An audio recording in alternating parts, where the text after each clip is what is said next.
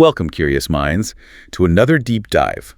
Today, we're pulling back the curtain on a world many of you know, but maybe haven't truly explored beyond, the main story. That's right. We're talking about the Wizarding World.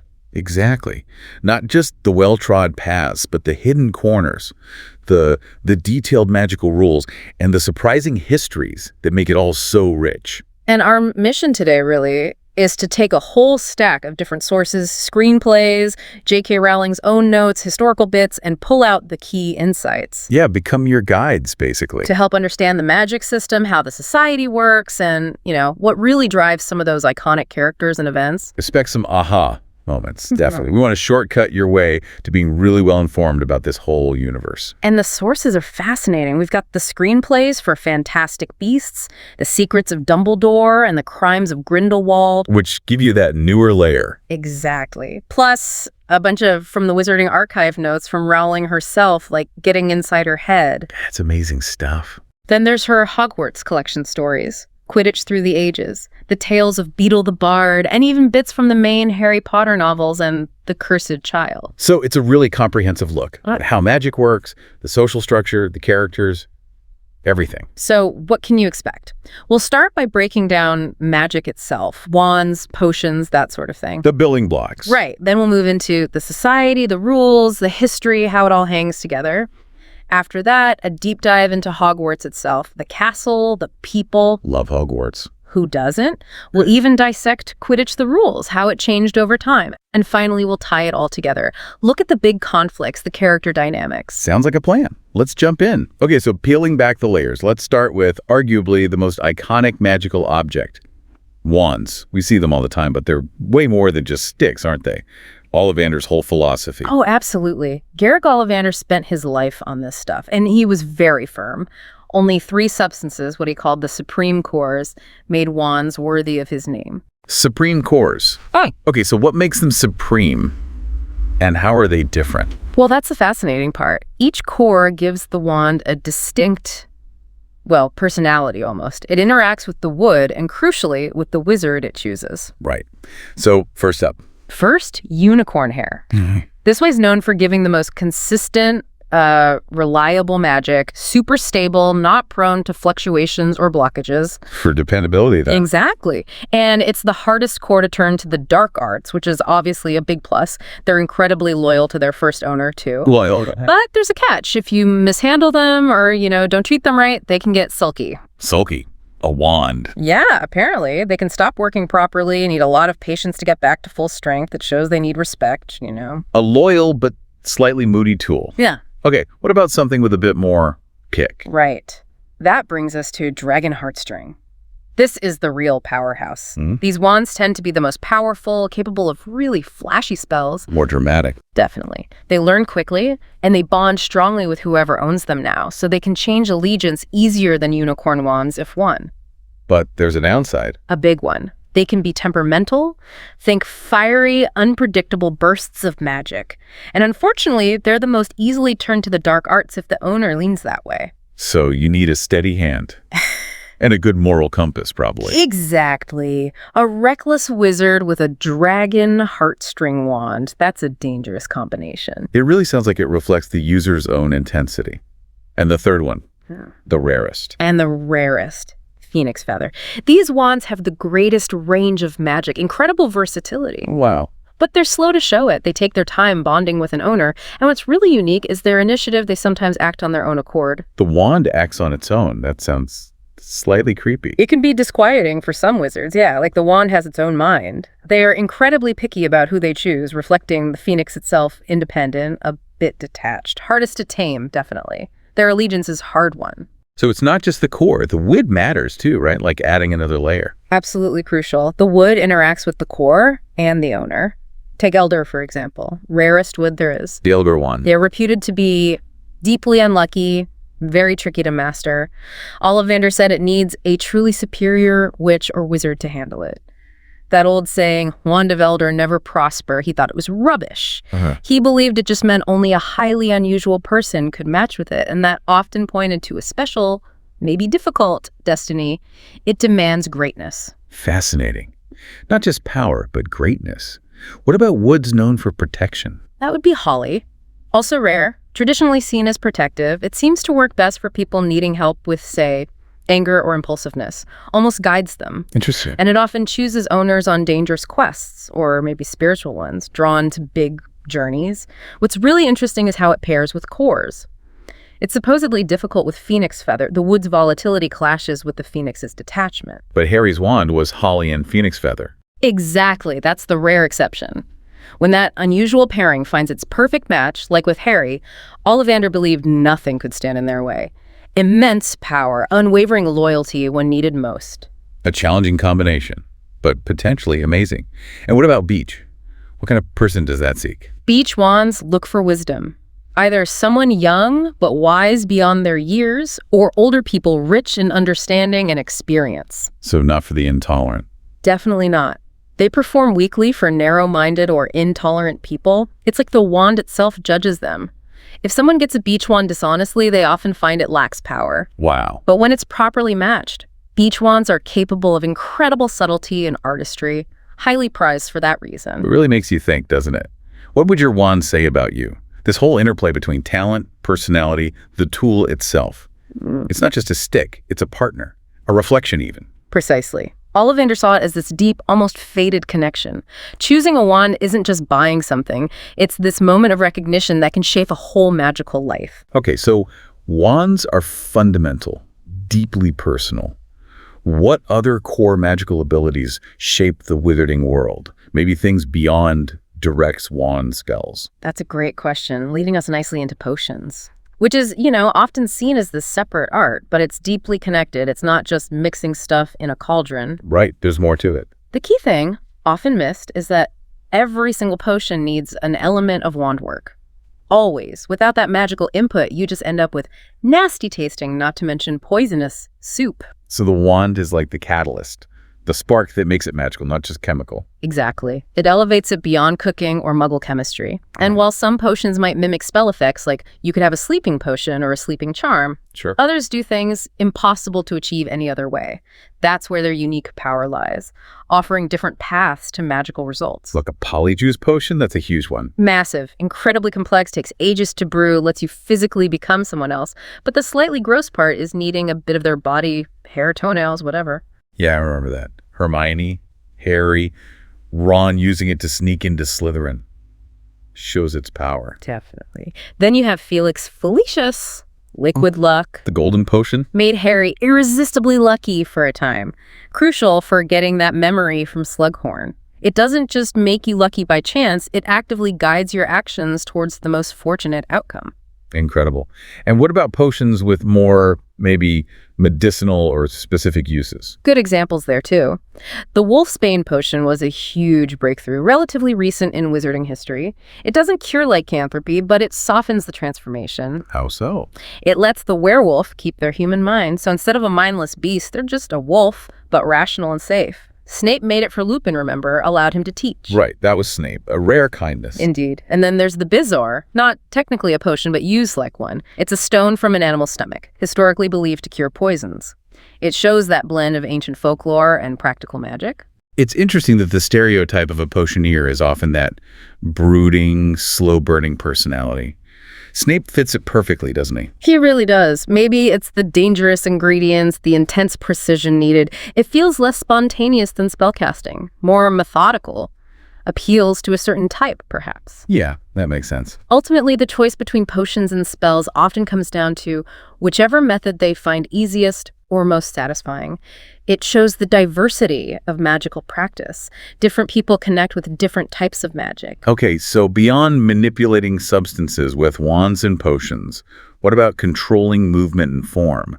Getting around, changing shape? Crucial aspects, yeah. For travel, you've got apparition and flue powder as common methods. Apparition is vanishing and reappearing elsewhere. Super handy for short hops. But risky over long distances. Very. It gets unreliable, dangerous, risk of splinching, leaving bits behind. Usually only very skilled wizards attempt it across continents. Yikes. Okay, so flue powder? That's travel through connected fireplaces using the powder. We see Fred Weasley pop off to Diagon Alley and Harry's mishap ending up in Borgin and Burke's because he didn't speak clearly enough. Right. Gotta enunciate. Exactly. It's like magical public transport. Can be messy, you arrive covered in soot, but generally reliable for getting between places with fireplaces. And then there are port keys. The mass transit option, especially for Hogwarts, sounds chaotic, though. Oh, completely. They're usually disguised as random muggle objects, old boots, empty cans, but the sources say maybe a third of students missed their port key each year. Either missed the time slot or couldn't find the darn thing. A third? That's huge. It is. Plus, loads of kids got portkey sick, extreme nausea, disorientation. The hospital wing was apparently full to bursting for the first few days of term every year. Hysterics, vomiting, a rough start to the school year. Makes you appreciate the Hogwarts Express. Okay, what about transforming the body itself? Yeah. Like animagi. Animagi. Now that's rare and incredibly risky. The difficulty level is immense. Lie so hard. You need serious talent in both transfiguration and potions. The process is super complex, takes ages, months, maybe years, and if it goes wrong, Bad news. catastrophic. You can end up stuck in some horrible half-human, half-animal state with no known cure. Just stuck like that forever, which is why fewer than 1 in 1,000 wizards are animagi. Wow. But there must be a reason people attempt it. An advantage. A big one, especially for espionage and crime.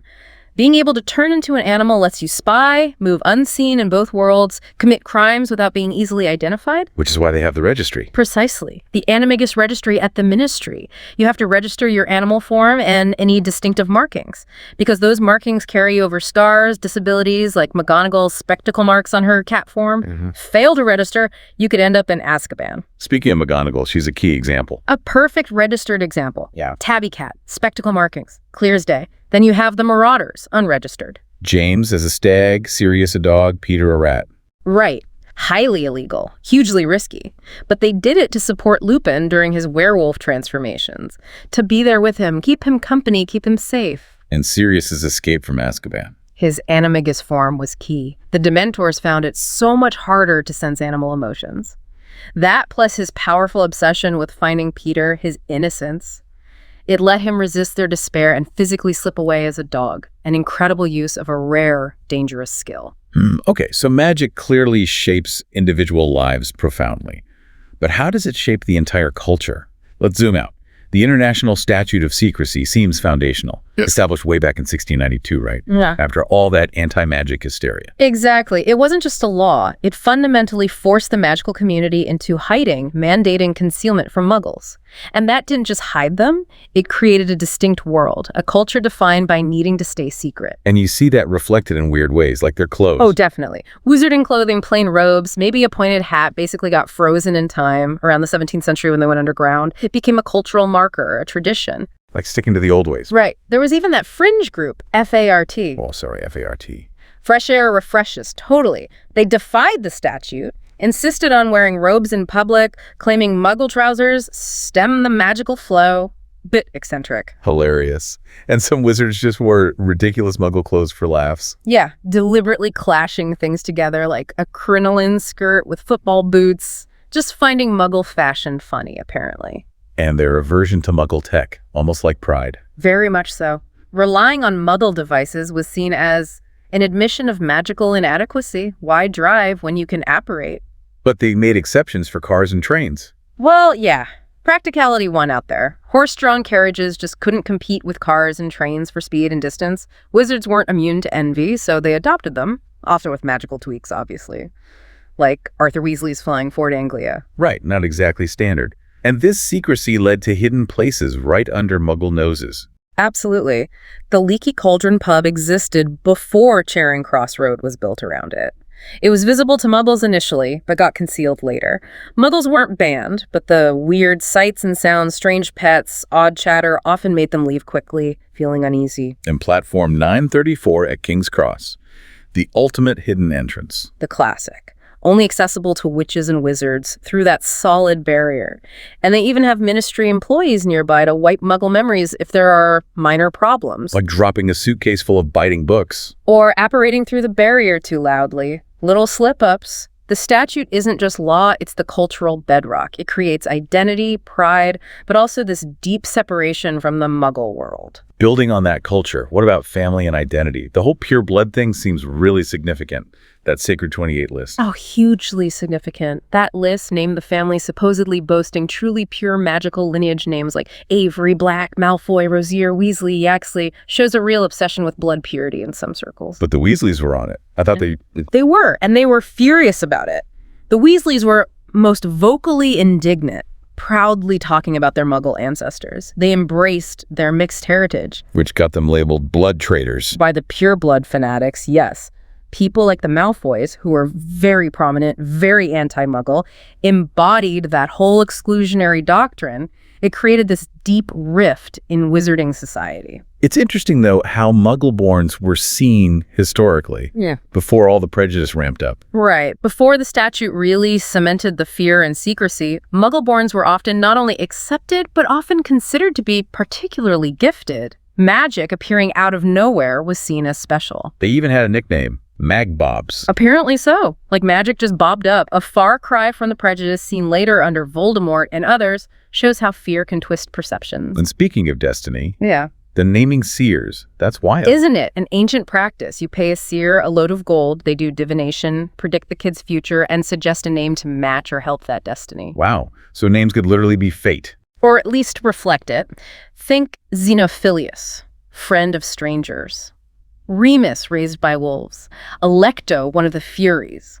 These names hinted at paths or personalities, contrasted with just using family names like Potter or Weasley. It makes you think about our own names, doesn't it? Yeah. How much background shapes us. Absolutely. It's that mix of fate and choice again. Okay, so society has these internal tensions.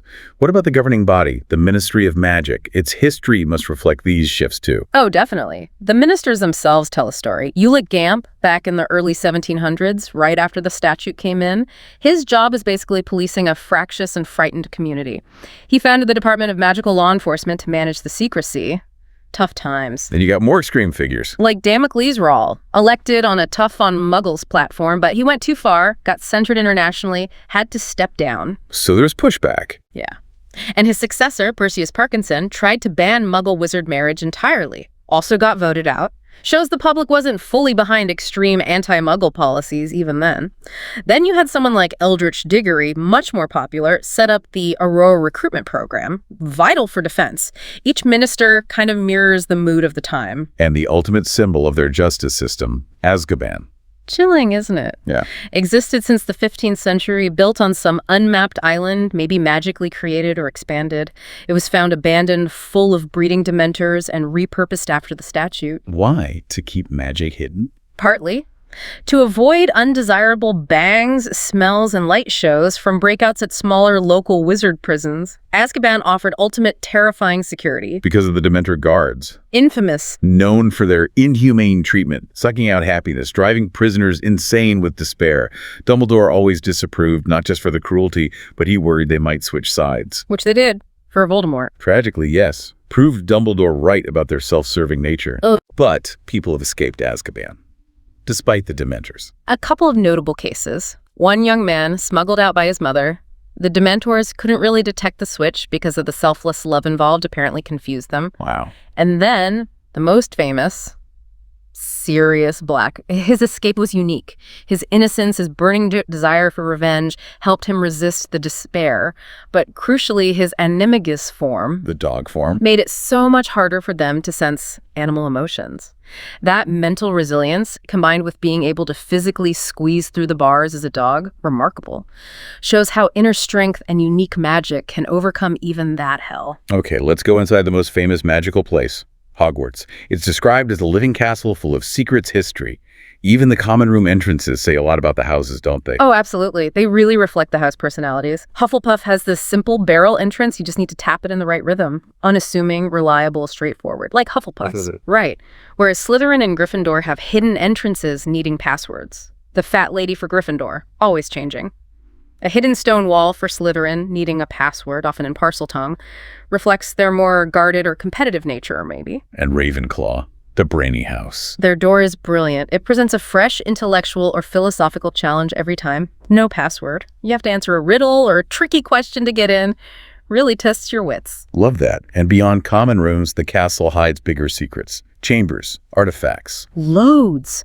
The Chamber of Secrets, built by Slytherin himself, originally for teaching spells the other founders frowned upon, probably dark arts, later decorated with that huge statue of himself, loads of snakes. Very subtle. Accessible only by parselmouths. Like the Gaunts and Tom Riddle. And fun fact, the entrance moved. Originally a trapdoor, but when they installed 18th century plumbing wizards copying muggles for once, a Gaunt descendant protected it, hid the entrance behind a bathroom sink, still needed Parseltongue to open. Amazing adaptation.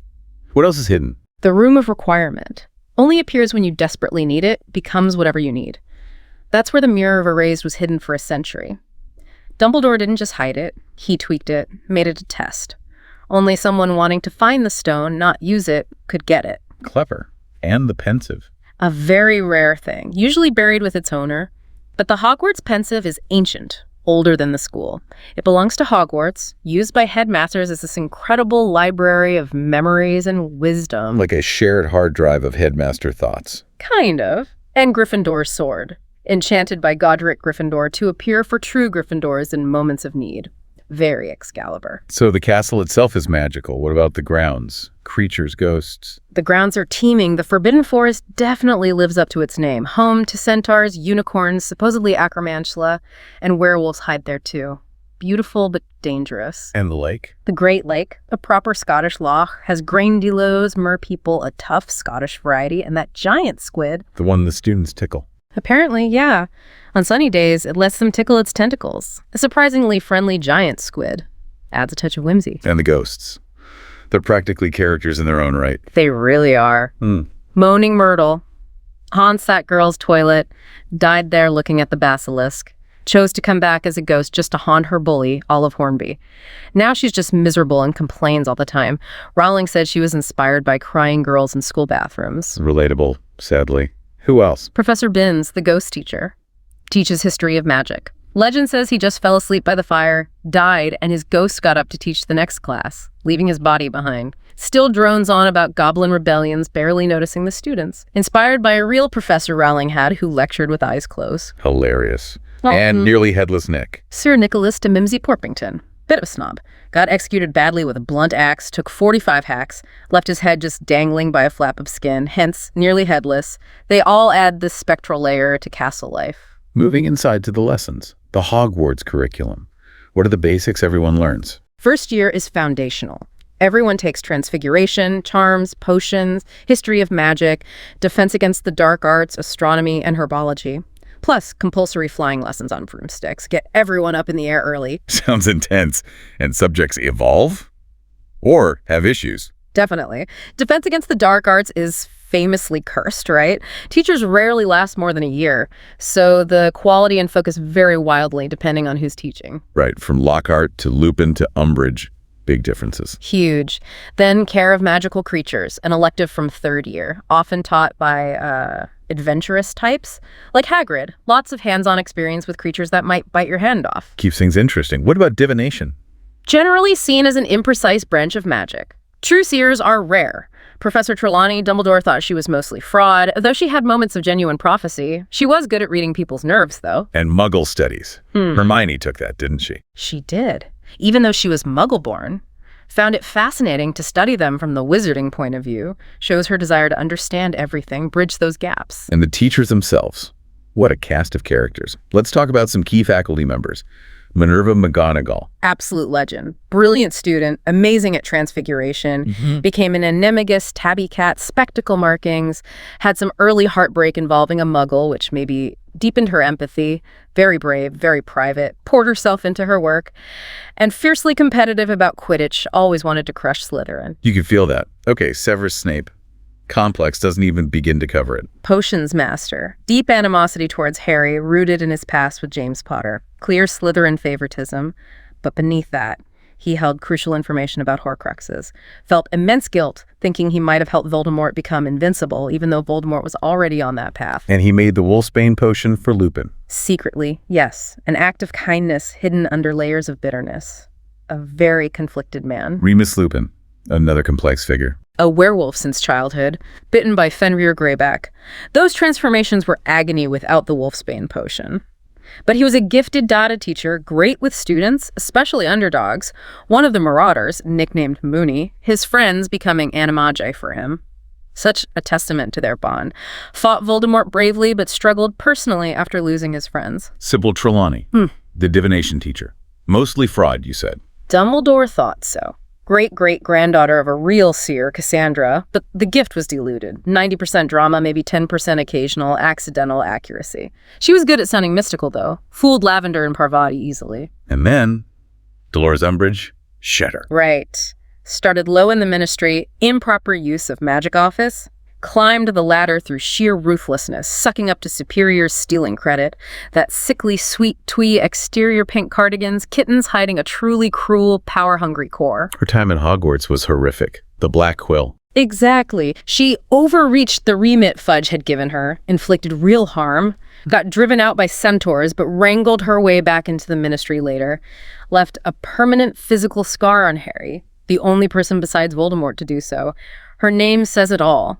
Dolores means sorrow, Umbridge like taking umbrage, petty and resentful. Bureaucratic evil embodied. A truly terrifying figure. What about Horace Slughorn? More ambiguous. Definitely more ambiguous. Came from a Sacred 28 family, valued connections, founded the Slug Club to collect talented or influential students, basically networking. Felt huge guilt about that Horcrux chat with young Riddle, resigned over it. But Dumbledore coaxed him back, partly because Slughorn was fascinated by Harry Potter's fame. Weakness for the well-connected. And Harry's first data teacher, Quirinus Quirrell. Poor Quirrell. Took a trip, a grand tour, looking for power, or maybe just validation. Found Voldemort instead. Got possessed. Ended up with Voldemort's face on the back of his head, forced to try and kill Harry. A tragic figure, really. Weak-willed, easily dominated. A warning about seeking forbidden knowledge. Finally, the teacher Hagrid replaced. Sylvanus Kettleburn. Care of magical creatures before Hagrid. Kettleburn. Legendary for recklessness. Loved dangerous creatures way too much, lost several limbs over his career, ended up on probation 62 times a record. Enthusiastic, but maybe not the safest pair of hands. Apparently set the Great Hall on fire once with a fire crab. Seems danger is part of the job description for that subject. Okay, from lessons in teachers to the roar of the crowd. Let's talk Quidditch. The biggest sport in the Wizarding world. It wasn't always this high-flying game, was it? Came from marshes. That's right. Started out as something played on Quidditch fish centuries ago. It's changed beyond all recognition since then. Much rougher, simpler game back then. What was the biggest change? The snitch. Arguably, yes, the golden snitch. Invented by Bowman Wright in Godric's Hollow, he was a brilliant metal charmer. He managed to create this tiny, walnut-sized ball that perfectly copied the flight patterns of the golden snidget. The little bird they used to use. Exactly, which became endangered because of Quidditch, so using them was banned. Wright's invention saved the seeker role. The snitch is bewitched to be super fast, change direction instantly, stay within the pitch boundaries. Catching it became the ultimate goal. So the rules we know today solidified around that. Pretty much. You've got 3 chasers trying to score with the quaffle, the main ball, through the hoops, 1 keeper defending those hoops. Like aerial basketball or something. Kind of. Then 2 beaters with bats, whose job is to protect their team from the 2 bludgers' nasty, heavy iron balls enchanted to knock players off brooms. They try to whack the bludgers at the opponents. Adds chaos and danger. Loads. And finally, 1 seeker per team, just focused on finding and catching that tiny golden snitch. Catching it ends the game and gets 150 points, usually winning the match. And there are fouls to keep things somewhat under control. Oh yeah, plenty of fouls. Reflects how physical it can get. Copping, too much elbowing, flacking, keeper punching the quaffle out from behind the roop, not blocking fairly, haversacking, chaser's hands still on the quaffle as it goes through. Must be a clean throw. What else? Quaffle pocking, tampering with the quaffle itself. Snitch nip anyone but the seeker touching the snitch. Big no-no. And stooging more than 1 chaser in the scoring area at once. Unfair advantage. And we see players breaking rules or getting aggressive all the time, right? It's like Boule hitting Alicia. And George Weasley retaliating immediately. Penalties fly, tempers flare. It's fast, dangerous, and very competitive. The brooms must have made a huge difference over time, too. From basic twigs to firebolts. Absolutely crucial development. Early brooms were apparently agony to ride, splinters galore. The cushioning charm by Elliot Smethwick in 1820 was revolutionary, made them comfortable. Finally. Then Gladys Boothby's moon trimmer in 1901 allowed greater heights, better control. The Silver Arrow by Leonard Jukes was maybe the first real racing broom precursor, hitting 70 mph. Fast for the time. Very. And then you get to modern brooms like the Firebolt, top-tier racing tech, incredible speed, balance, braking charms, the dream broom for any serious player. And famous teams and tactics developed alongside the tech? Naturally, the Montrose Magpies are legendary in Britain and Ireland. Most successful team ever, 32 league wins, couple of European Cups, dominant. Any international flavor? Sure. The Kenmare Kestrels from Ireland, known for their leprechaun mascots and harp music from fans. Great atmosphere. Their keeper, Darren O'Hare, invented the Hawkset attacking formation, a key chaser tactic. What about outside Europe? Canada's Moose Jaw Meteorites got in trouble for their victory flights, trailing fiery sparks behind them, violated the statute of secrecy, had to be threatened with disbandment. Bit over the top. And specific moves? Feints? The Wronski feint, named after a Polish seeker, Joseph Wronski. It's a super dangerous dive towards the ground, faking that you've seen the snitch, trying to lure the other seeker into a crash. High risk, high reward. Wow. Quidditch really captures that blend of old traditions from the marsh and cutting-edge magical innovation, doesn't it? Ancient sport meets high-speed danger. Perfectly put. It's a microcosm of the wizarding world itself. Hashtag, tag, relationships, conflicts, and deeper meanings. Okay, so we've looked at magic, society, Hogwarts, Quidditch. But what really makes this world resonate are the relationships, the conflicts, the deeper human stories underneath it all. Let's start with Albus Dumbledore. Such a complex figure. Benevolent leader, but also manipulative. Deeply complex. His burden was immense. His early relationship with Gellert Grindelwald shaped him profoundly. They were closer than brothers, sharing radical ideas. That bond made it incredibly hard for Dumbledore to move against him later, even as Grindelwald embraced hate, bigotry, left Dumbledore with lifelong guilt. And that influenced his actions as headmaster, his strategies. Absolutely. He became a master strategist, understanding people, manipulating events for what he saw as the greater good, even if it meant hard choices, sometimes sacrificing trust. Like modifying the Mirror Arised into that test. Exactly. Or trusting Hagrid with dangerous things like Fluffy or Norbert the Dragon. Dumbledore saw value where others didn't. Saw potential in lost causes, like trying to redeem Slughorn. His past informed his present constantly. It makes you think about powerful figures in our world too, doesn't it? The hidden histories, the complex motivations behind public actions. It really does. Dumbledore's burden was immense, and it colored everything he did. And the counterpoint, Gellert Grindelwald's ideology, pure manipulation and hate. A chilling example. His core belief was tearing down the existing world through hate bigotry, making the unimaginable seem inevitable. He didn't just preach hate, he weaponized people's pain. Like with Credence Barebone. A heartbreaking case. Grindelwald preyed on Credence's desperate need for identity, feeding him lies about being an abandoned Dumbledore, a dirty secret, just to exploit his power and desire to belong. And using the Qilin in Secrets of Dumbledore. The ultimate perversion. Taking this creature of pure heart, killing it, reanimating it to grant him false legitimacy in the election. Shows his willingness to corrupt anything sacred for power. A stark warning about demagoguery and exploiting pain. These big conflicts have such a human cost. Betrayal, loyalty, just wanting to belong. Queenie Goldstein's story is so sad. It really is. Being a Legilimens, able to read minds, made her vulnerable to Grindelwald's promises of a world where her love for Jacob, a Muggle, wouldn't be judged. It tore her apart. Because she loved Jacob so much. Deeply. Even when reading Credence's mind, she says, it's mostly you. Jacob was always dominant in her thoughts. That moment, she saves Jacob from the oars, shows her true loyalty, winning out eventually, but after so much pain. And Credence Barebone himself. Just tragic. Upon his whole life, desperate to know who he was, where he belonged, Grindelwald used that desperation, twisted the truth about his Dumbledore connection. All that pain manifested as the Obscurus, that destructive magical force, a symbol of repressed identity. Then you have Jacob Kowalski, the ordinary Muggle caught up in it all. The heart of the group, in many ways, sees himself as a schmo, nothing special. But he's consistently brave, loyal, provides that essential human perspective. Getting a wand from Dumbledore, a real pip, was such a huge moment of inclusion for him. It really was. And thinking about loyalty and betrayal. The Marauders. The ultimate story of friendship and its shattering. Sirius, James, Remus, Peter. Their bond becoming animagi together for Remus, Moony. Such deep loyalty. Until Peter's betrayal. Changed everything. led to the Potter's death, Sirius's wrongful imprisonment, Sirius surviving Azkaban fueled by obsession needing Peter to be found, needing his name cleared, loyalty, injustice, revenge. It's all there. Finally, Newt Scamander, a different kind of hero. Completely. His heroism comes from compassion, especially for magical creatures. Pick at the Bowtruckle, the baby Qilin. He protects, he understands. He's not about confrontation. He uses ingenuity, like smuggling the Qilin in his case. Gentle, unassuming, but incredibly brave in his own way. And his bond with Bunty, his assistant. Who gets him, understands that no one can know everything, values his unique skills. It highlights that quiet competence, empathy, diverse skills are just as important as flashy magic. These stories, they show how relationships, choices, beliefs drive everything, don't they? It makes the whole world feel so real, so relatable. Exactly. It's the human element woven through the magic that gives it lasting power. Hashtag outro.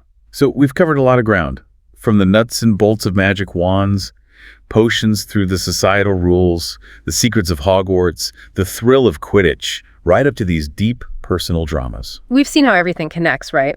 From a wand core's properties to a character's deepest fears, it all weaves together into this incredibly rich tapestry, far more complex than it might seem on the surface. You've definitely got the shortcut now to being really well-informed, understanding the systems, the motivations. But the real magic, maybe, is how you use that understanding, how you connect these dots yourself. What connections will you make between the rules of magic we talked about, the characters' choices, the historical context, and the stories you already love?